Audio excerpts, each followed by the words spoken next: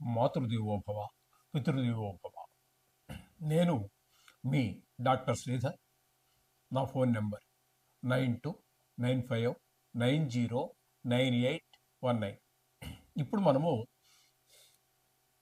జనవరి నెల 2026 సంవత్సర గోచార ఫలితాలు ఏ విధంగా ఉన్నాయో ద్వాదశ రాశుల వారికి తెలుసుకునే ప్రయత్నం చేద్దాము. వృషభ రాశి వారికి జనవరి నెల 2026 సంవత్సరంలో గోచార ఫలితాలు ఏ విధంగా ఉంటాయో సశాస్త్రీయమైన పద్ధతిలో తెలుసుకునే ప్రయత్నం చేద్దాము. ఇవి కేవలము గోచార ఫలితాలే. ఇవి బాగా ఎక్కువ గ్రహాలు మనకు అనుకూలంగా ఉన్నాయని సంతోషపడవలసినటువంటి పని లేదు. అలాగే ఎక్కువ గ్రహాలు ప్రతికూలంగా ఉన్నాయని బాధపడవలసిన పని లేదు. మన వ్యక్తిగత జాతకం కనుక బాగున్నట్టయితే వీటి యొక్క ప్రభావం చాలా తక్కువ ఉంటుంది. వ్యక్తిగత జాతక ప్రభావం 75 నుంచి 80% వరకు మన జాతకంలో సూచిస్తుంది. ఏం జరుగుతుందని సూచిస్తుంది.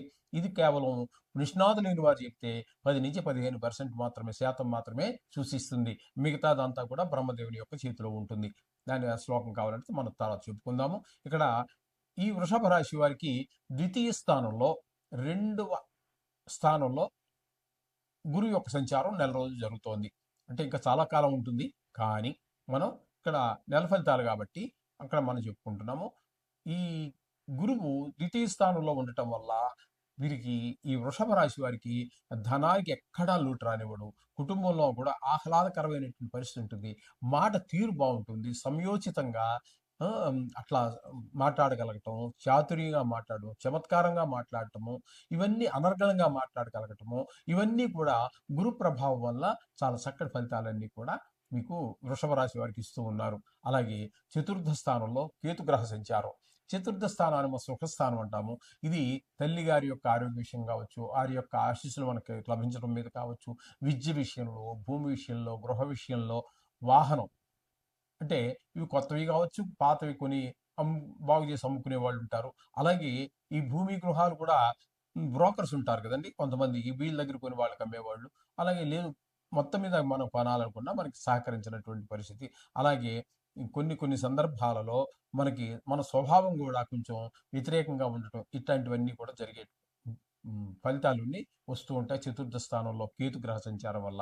కాబట్టి ముఖ్యంగా ఈ రియల్ ఎస్టేట్ వ్యాపారస్తులకి, ఈ వాహనాలు షోరూములు ఉండేవారికి, లేకపోతే పాత వాహనాలు కొన్ని బాగు చేయించుకునే అమ్మేవారికి కేతువు యొక్క చతుర్థ స్థాన సంచారం వలన వీరికి అనుకూలమైన ఫలితములు రావు.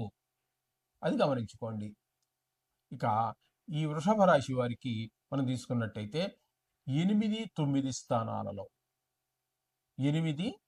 స్థానాలలో 4 గ్రహాలు సంచారం చేస్తూ ఉన్నాయండి. 8వ స్థానంలో శుక్రుడు, రవి, కుజ, బుధ సంచారం చేస్తూ ఉన్నారు. వీరికి ఇవన్నీ కూడా నెల 15 రోజులు ఒక రాశిలో సంచారం చేసేటటువంటి గ్రహాలు. కాబట్టి వీటికి సంక్రమణం అంటే ఈ రాశిలో ఉండవలసిన సమయం అయిపోయిన తర్వాత తదుపరి అంటే ముందుండేటటువంటి ఆ రాశిలోనికి మకర రాశిలోకి ప్రవేశిస్తే కొంతకాలం ఉంటాయి. 2 రాశుల్లో సంచారం చేస్తున్నాయి. వాటి ప్రభావాలు ఎలా విధంగా ఉంటాయో చూద్దాం. ముందుగా శుక్రుని యొక్క సంచారం కనుక మనం తీసుకున్నట్టయితే 8వ స్థానంలో 12వ తారీఖు వరకు, జనవరి 12 వరకు 8వ స్థానంలో ఉంటారు. తదుపరి నెల ఆఖరి వరకు ఆయన 9వ స్థానంలో సంచారం చేస్తూ ఉన్నారు.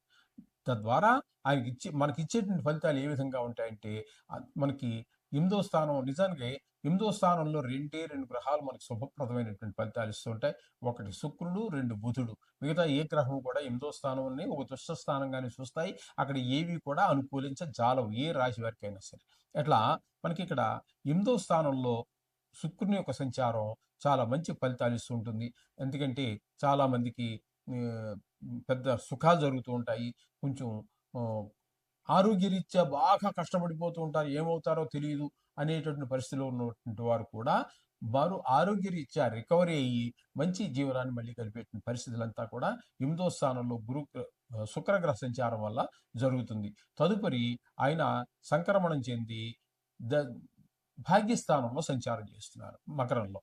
అక్కడ 13వ తారీఖు నుంచి నెలాఖరు వరకు. అక్కడ మనం తీసుకున్నట్టయితే ఆయన కూడా 9వ స్థానంలో చాలా చక్కటి ఫలితాలన్నీ ఇస్తున్నారు. 8వ స్థానంలోను, 9వ స్థానంలోను కూడా. అక్కడ ఏంటంటే మనం తీర్థయాత్రలు తిరగటము, మంచి దేవుడి దగ్గర మనం మొరపెట్టుకోవటము, మన కష్టాలు చెప్పుకోవటము, అలాగే ముఖ్యంగా తండ్రి గారి యొక్క ఆరోగ్యము, వారి ఆశీస్సులు మనకు లభించటము, ఇట్లాంటివన్నీ కూడా 9వ స్థానంలో శుక్రుని యొక్క సంచారం వల్ల మనకి ఆ విధమైన ఫలితాలు వస్తున్నాయి. ఈ విధంగా మొత్తం మీద నెలంతా కూడా శుక్రుడు మనకి అనుకూలమైనటువంటి స్థితిలోనే ఉన్నారు. ఎవరికి? వృషభ రాశి వారికి. కాబట్టి వీరు సినిమా రంగంలో వారు, టీవీ రంగంలో వారు, ఈ సోషల్ మీడియాలో ఉన్నటువంటి వారికి అనుకూలమైనటువంటి పరిస్థితి.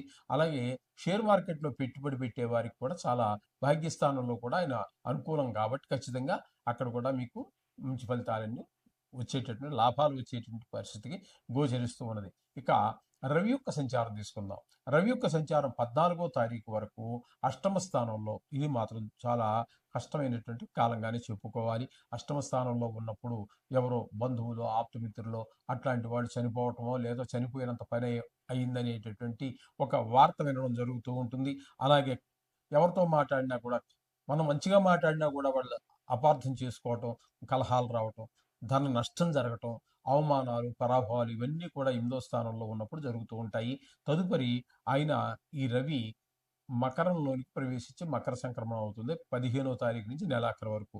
అక్కడ కూడా ఈయన 9వ స్థానంలో రవి అనుకూలమైన ఫలితములు ఇవ్వజాలరు. కాకపోతే ఇది ధనుర్మాసం కాబట్టి ఈ ధనుర్మాసం అంటే హ్మ్, ధనురాశిలో ప్రవేశించిన దగ్గర నుంచి 14వ తారీఖు వరకు ఆయన అక్కడ మాత్రం పరమ పుణ్యమైనటువంటి కాలంగా మనం చెప్పుకోవచ్చు తప్పితే మనకి 8వ స్థానంలో గాని, 9వ స్థానంలో గాని ఆయన శుభప్రదమైన ఫలితాలైతే ఇవ్వజాలరు. సో, 9వ స్థానంలోకి వచ్చిన తర్వాత ముఖ్యంగా తండ్రి గారి ఆరోగ్య విషయాల్లోనూ, గుడి గోపురాల విషయాల్లోనూ, దేవుడి పూజ విషయాల్లోనూ అంతా కూడా వెనకబడేటటువంటి పరిస్థితి కనిపిస్తూ ఉంటుంది. ఈ విధంగా రవి యొక్క సంచారం చూపిస్తోంది. ఇక కుజుని యొక్క సంచారం మనం తీసుకున్నట్టయితే 8వ స్థానంలో 15వ తారీఖు వరకు ఉంటారు. 8వ స్థానంలో ఉన్నప్పుడు అన్ని దుర్వార్తలు వినడం, పరాభవాలు, అవమానాలు, ధన నష్టాలు ఇట్లాంటి ఫలితాలన్నీ ఇస్తాడు. 9లోకి మళ్ళీ ఆయన కూడా సంక్రమణం చెంది 9వ స్థానంలోకి వెళ్తారు. 9వ స్థానంలో కూడా ఆయన మనకి శుభప్రదమైన ఫలితాలు ఏమి లేవండి. మొత్తం మీద నెలంతా కూడా ఆయన మనకి ఆహ్, చెడు ప్రభావమే చూపిస్తూ ఉన్నారు. ఆ 9వ స్థానంలోకి వెళ్ళాక కొంచెం వాహన సౌఖ్యం లేకపోవటం, అలాగే తీర్థయాత్ర తిరగలేకపోవటం, తండ్రి గారి ఈ విషయంలో కొంచెం తగు జాగ్రత్త తీసుకోవటం లాంటివన్నీ సూచనగా మనం చెప్పుకోవాలి. ఇక బుధ గ్రహ సంచారం తీసుకున్నట్టయితే 8వ స్థానంలో 17 రోజుల పాటు ఉన్నారు.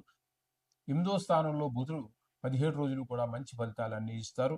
అందరూ చెడు ఫలితాలు ఇస్తే 8వ స్థానంలో శుక్రుడు, బుధుడు మాత్రం మంచి ఫలితాలు ఇస్తూ ఉంటారు. ఈ బుధుడు 8వ స్థానంలో ఉన్నప్పుడు మనకి హ్మ్, ఒక పెద్ద గండం నుంచి ఎవరో తప్పించుకున్నారు. మనం ఆప్తులో, చుట్టాలో, స్నేహితులో ఎవరో పెద్ద గండం నుంచి తప్పించుకున్నారనే ఒక శుభవార్త వినటం. అలాగే కొంతమందికి ఆకస్మికంగా ధన లాభం రావటం. అందరితోటి ఇప్పటి వరకు మీతో విరోధంగా ప్రవర్తించిన వాళ్ళు కూడా మరి ఏం మార్పయిందో రియలైజ్ అయ్యారో అంటే యథార్థాన్ని గ్రహించారో తెలవదు గానీ, మొత్తం మీద వారు కూడా స్నేహంగా ఉండటము, కొన్ని చోట్ల మనకి సన్మానం జరగటం, మంచిగా ఇట్లాంటివన్నీ కూడా మనకి మంచి ఫలితాలన్నీ కూడా 8వ స్థానంలో కుజుని యొక్క సంచారం వల్ల దొరుకు కలుగుతూ ఉన్నాయి. అలాగే 9వ స్థానంలోకి ఆయన వెళ్ళిన తర్వాత అక్కడ తండ్రి గారి ఆరోగ్య విషయంలోనూ దాన ధర్మాలు, గుళ్ళు, గోపురాలు అట్లాగే కొన్ని సందర్భాల్లో పిల్లల మీద కూడా అంటే భావం తీసుకున్నట్టయితే ఇది పంచమ స్థానానికి సంబంధించింది కాబట్టి కొంత పిల్లల మీద కూడా చెడు ప్రభావం చూపిస్తుందని కొంతమంది చెబుతూ ఉన్నారు. శాస్త్ర ప్రమాణం అయితే ఏమీ ఎక్కడ చదవలేదు. కానీ అనుభూతిని చెప్తున్నారు కాబట్టి మరి చెప్పుకోవడానికి మనకి ఈ అడ్డంకి ఏం కాదని అనుకుంటున్నాను. ఈ విధంగా కుజుని యొక్క సంచారం ఉంటుంది. అలాగే బుధుని యొక్క సంచారం అష్టమ స్థానంలో చాలా మంచి ఫలితాలిస్తుంది. అందరూ చెడ్డ చేస్తుంటే ఇక్కడ శుక్రుడు, బుధుడు మాత్రమే 8వ స్థానంలో సుఫలితాలు ఇచ్చేటటువంటి వారు. అలాగే మంచి శుభప్రదమైనటువంటి వార్తలు వినటం, అయిన వారి గురించి, మిత్రుల గురించి, ఆప్తుల గురించి వినటం, అలాగే స్నేహితుల గురించి కూడా వినటం, అలాగే ధన లాభాలు ఇట్లాంటివన్నీ కూడా బుధుడి వల్ల మనకి 17 రోజుల పాటు జనవరిలో జరుగుతూ ఉన్నాయి. తదుపరి ఆయన, ఆయన కూడా సంక్రమణం చెంది బొ అక్కడ మకరంలో ప్రవేశిస్తూ ఉన్నారు. మిగతా నెలంతా కూడా అక్కడే ఉంటారు.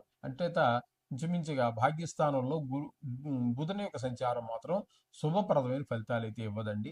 అలాగే తండ్రి గారి విషయంలో తీర్థయాత్రలు ఇటువంటి విషయాల్లో నేను టికెట్ బుక్ చేసేసుకున్నాను కదా! దానికి దర్శనానికి టికెట్ బుక్ చేసుకున్న, ట్రైన్ ఏం చేసుకున్నప్పటికీ కూడా ఏదో ఆటంకం రావటం.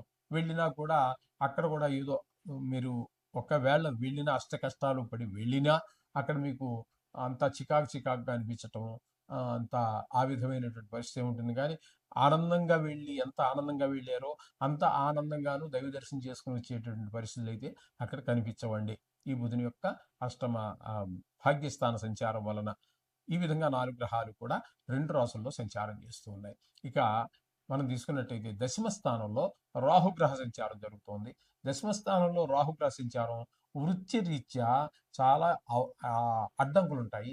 కానీ ఒక్కొక్క సందర్భంలో సడన్ గా హైక్ అవుతుంది, పైకి వెళ్తుంది వృత్తి. ఎందుకు వ్యాపారం పైకి వెళ్ళిందో తెలియదు. అదేవిధంగా మిగతావన్నీ కూడా ఉమ్, వృత్తిపరమైనటువంటి ఇబ్బందులు, అంటే ఏ ఫుడ్ ఇన్స్పెక్టర్ రావటమో, లేకపోతే ఏ ఐటీ వాళ్ళు రావటము, లేకపోతే సేల్ ట్యాక్స్, ఇన్కమ్ ట్యాక్స్, ఏవో ఉంటాయి కదండి. వాటికి మన పూర్తిగా అవగాహన లేదు. వ్యాపారం చేసిన వాళ్ళం కాదు, దాని గురించి పూర్తి అవగాహన లేదు. మొత్తం మీద ఎవరు ఏ పని చేసినా ఆ పనిలో కొన్ని ఇబ్బందులు తప్పకుండా రాహు కల్పిస్తాడనడంలో ఎటువంటి సందేహం లేదండి. ఇక్కడ ఈ నెల రోజులు కూడా, అంటే తర్వాత కూడా ఉంటారు. కానీ మనం నెల ఫలితాలు చెప్పుకుంటున్నాం కాబట్టి ఇక్కడ వరకు నెలాఖరు వరకు చెప్పుకుందాం. తదుపరి ఇక్కడ మీకు ఏకాదశి స్థానంలో శనిగ్రహ సంచారం మంచి చాలా శుభప్రదమైన ఫలితాలన్నీ కూడా మనం చూడబోతున్నాము. ధనానికి అసలు లోటే ఉండదు ఈ నెల రోజులు కూడా. అంటే ఇంకా చాలా కాలం ఉంటారనుకోండి, అది వేరే విషయం. కానీ మనం నెల ఫలితాలు చెప్పుకుంటున్నాం కాబట్టి ఈ నెల రోజులు ధనానికి లోటు లేకుండా చూస్తారు ఆయన.